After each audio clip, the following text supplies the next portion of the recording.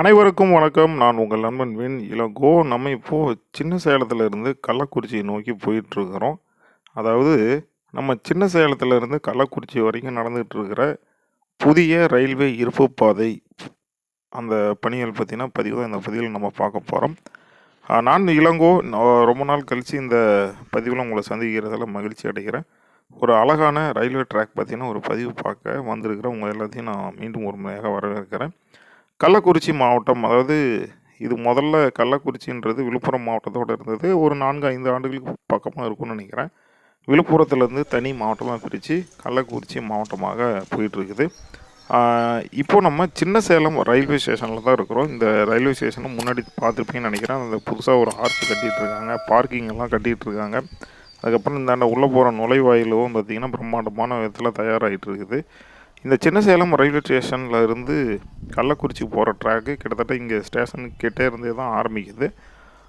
இது என்ன ஒன்றுனா, மாவட்ட தலைநகர் இருக்குது அப்படின்னா அது கள்ளக்குறிச்சி தான். இது வந்து சின்ன சேலம்ன்றது மாவட்டத்தில் ஒரு பகுதி தான். இப்போ நம்ம இருக்கிற இடம் வந்து இந்த நயினார்பாளையத்துக்கு போகக்கூடிய வழி. இதோ அந்த வண்டி அங்கே நிற்குது இல்லைங்களா, அந்த ஜேசிபி இந்த மாதிரி அந்த வழி நேராக தான் கள்ளக்குறிச்சிக்கு போகக்கூடிய ட்ராக் வருது. இது இருங்க, நான் ஜூம் பண்ணி காட்டுறேன். நீங்கள் பார்த்தா தெரியும்னு நினைக்கிறேன்.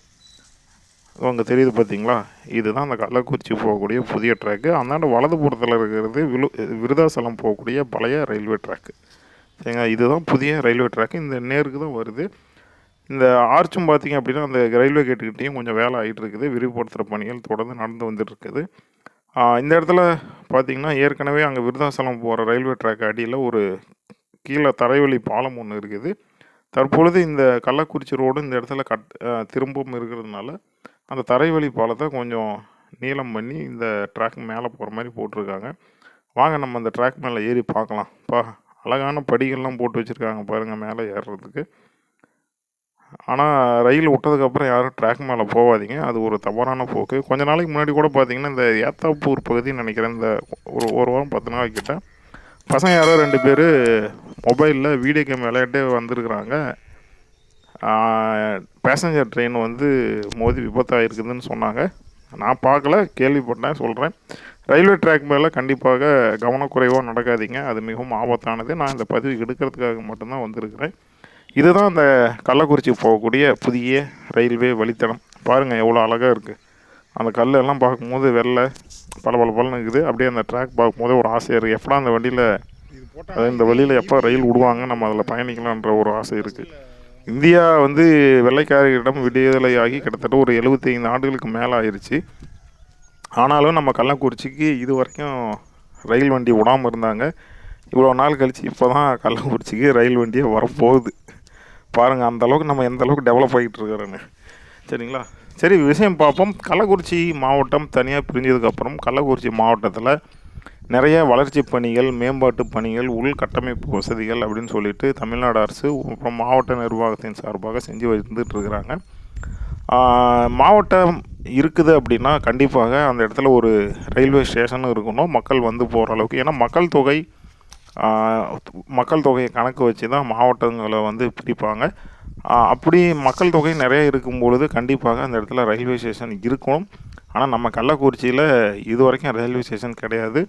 இனி வந்துடும் நினைக்கிறேன். அநேகமாக மார்ச் 2025 மார்ச் அல்லது ஏப்ரலுக்குள்ளே இந்த வழித்தடத்தில் ரயில் விடலாம் அப்படின்னு சொல்லிட்டு எதிர்பார்க்குறோம், கேள்விப்பட்டோம்.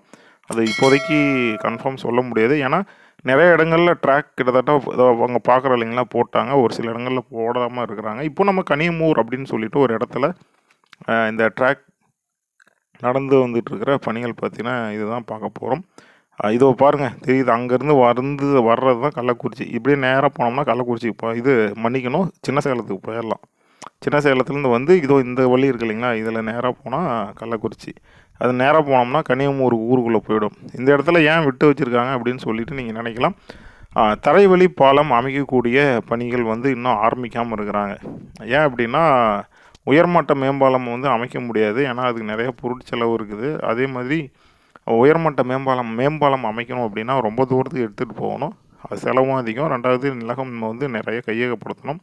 அதனால் தரைவழி பாலம் அமைச்சு மேலே ட்ராக் போகிற மாதிரி போட்டுருவாங்க. அதுக்காக தான் அந்த இடத்த வந்து விட்டு வச்சுருக்காங்கன்னு நினைக்கிறேன். அது முடிஞ்ச உடனே அந்த பாலம் கட்டி முடிஞ்ச உடனே இந்த ட்ராக் அப்படியே மேலே போட்டு அப்படியே இணைச்சி விட்ருவாங்க. பாருங்கள் எவ்வளோ அழகாக இருக்குது இந்த ட்ராக் போட்டிருக்கும் போது. இது இன்னும் வந்து வேலை நிறைய இருக்குதுங்க. ட்ராக் மேடு பள்ளமாக தெரியுது பார்த்தீங்களா? இன்னும் அந்த நிறையா வண்டிகளெல்லாம் விட்டு சமன்படுத்தி அந்த ட்ராக்கில் வந்து ட்ரையல் போய் அதுக்கப்புறமா தான் ரயில் விடுவாங்க. இதோ இந்த பக்கம் அந்த பக்கம் நம்ம பார்த்தா ட்ராக்கெல்லாம் அதாவது தண்டவாளம்லாம் உட்கார வச்சுருந்தாங்க. இந்த வழியில் மண்ணெல்லாம் கொட்டி நிரவி இருக்கிறாங்க. இன்னும் அந்த கல்லெல்லாம் வச்சு அதுக்கு மேலே தான் தண்டவாளம் வைப்பாங்க. அது என்னன்னு தெரியல, இந்த இடத்துல வச்சுட்டு இருக்காங்க. ஆனால் அங்கே பாருங்களேன், கிட்டத்தட்ட 2 பக்கம் இந்தாண்ட பூச்செடி இருக்குது. அதுக்கப்புறம் சோளம், மக்காச்சோளம் இருக்கு இல்லைங்களா, அது விளைஞ்சிருக்கு. இந்தாண்ட கிழங்கு குச்சி, வாழைத்தோப்பு, தென்னந்தோப்புலாம் இருக்குது. கிட்டத்தட்ட ஒரு 20, 30 அடிக்கு மேலே நல்லா முரம்பு மண்ணாக எங்கேருந்து அள்ளிட்டு வந்து கொட்டி அடித்து அதுக்கப்புறம் மேலே வந்து பார்த்திங்க அப்படின்னா இந்த ஜல்லியை கொட்டி ட்ராக் போடுவாங்க போல். நல்லா மேடாக தான் போட்டு வச்சுருக்காங்க, இருக்கட்டும். அதுக்கடுத்தது நம்ம இப்போது உலகங்காத்தான் அப்படின்ற ஒரு பகுதியில் வந்துட்டுருக்கோம். இந்த உலகங்காத்தான் பகுதியிலையும் பார்த்திங்கன்னா தரைவழி பாலம் போட்டாங்க. இது தெரியுது பாருங்கள், இதுதான் பழைய இது தரைவழி பாலம். இதே மாதிரி தான் முன்னாடி நம்ம பார்த்தா அந்த கனிமூர் பகுதியிலையும் தரைவழி பாலம் போடுவாங்க. இந்த பாலத்தை வந்து பார்த்திங்கன்னா அந்த பக்கமும் பார்க்கலாம், சூப்பராக இருக்கும் அந்த தரைவழி பாலம். மக்கள் பாருங்கள் அங்கேருந்து போக்குவரத்து வந்துட்டுருக்காங்க. இந்த பாலம் ஏற்கனவே கட்டி முடிச்சிட்டாங்க. இது மேலேயும் ட்ராக் போட்டாங்க. கிட்டத்தட்ட ட்ராக்கெல்லாம் உட்கார வச்சுட்டாங்க. இதோ பாருங்கள், இப்படி தெரியுது எவ்வளோ அழகாக டிசைனாக கட்டியிருக்காங்க பார்த்தீங்களா?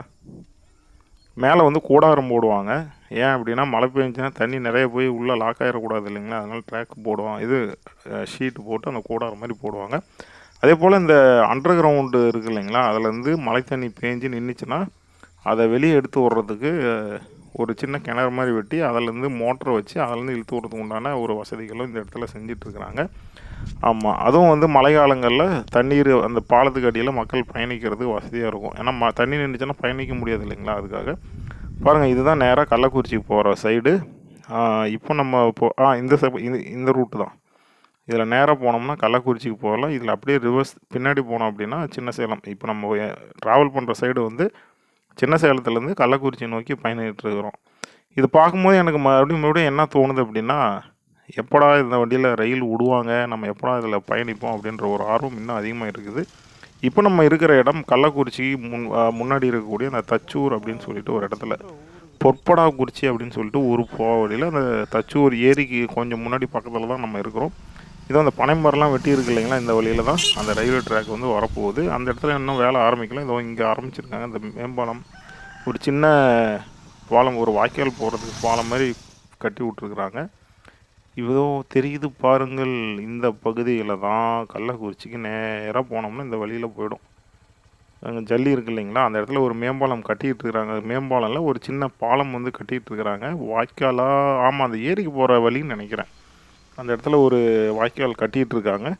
அது முடிஞ்சதுக்கப்புறமா ஜல்லி கொட்டி நிரவி அதிலேருந்து ட்ராக் மேலே போட்டுருவாங்க. ஒரு அருமையான திட்டங்க.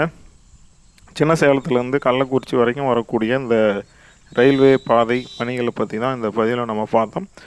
உண்மையாலுமே இதை நேரில் பார்க்கும்போது எனக்கு ஒரு ஆர்வமாக இருந்தது. எப்படா இந்த வழியில் ரயில் விடுவாங்க, நம்ம இந்த வழியில் பயணிப்போம் அப்படின்ற ஆர்வத்தை எனக்கு கொடுத்துக்கொண்டே இருந்தது. நானும் எதிர்பார்த்துட்டு தான் இருக்கிறேன், நீங்களும் எதிர்பார்ப்பீங்க அப்படின்னு நான் நம்புகிறேன். சின்ன சேலத்துலேருந்து கள்ளக்குறிச்சி வரைக்கும் நடந்துகிட்டு இருக்கிற புதிய ரயில்வே வழித்தடம் பார்த்தீங்கன்னா பதிவு தான் நம்ம பார்த்தோம். சின்ன சேலத்துலேருந்து தச்சூர் வரைக்கும் நடந்துகிட்டு இருக்கிற இந்த ட்ராக் பணிகள் பற்றியே பார்த்தோம். இந்த பதிவு உங்களுக்கு பிடிச்சிருந்தால் லைக் பண்ணுங்கள். உங்களுடைய கருத்துக்களை மறக்காமல் கமெண்ட் பெட்டியில் தெரிவிங்க. மேலும் இது போன்ற பல பயனுள்ள தகவல்களை தெரிந்து கொள்வதற்கு நம்மளுடைய சேனலை மறக்காத சப்ஸ்கிரைப் பண்ணிக்கோங்க. நன்றி, வணக்கம்.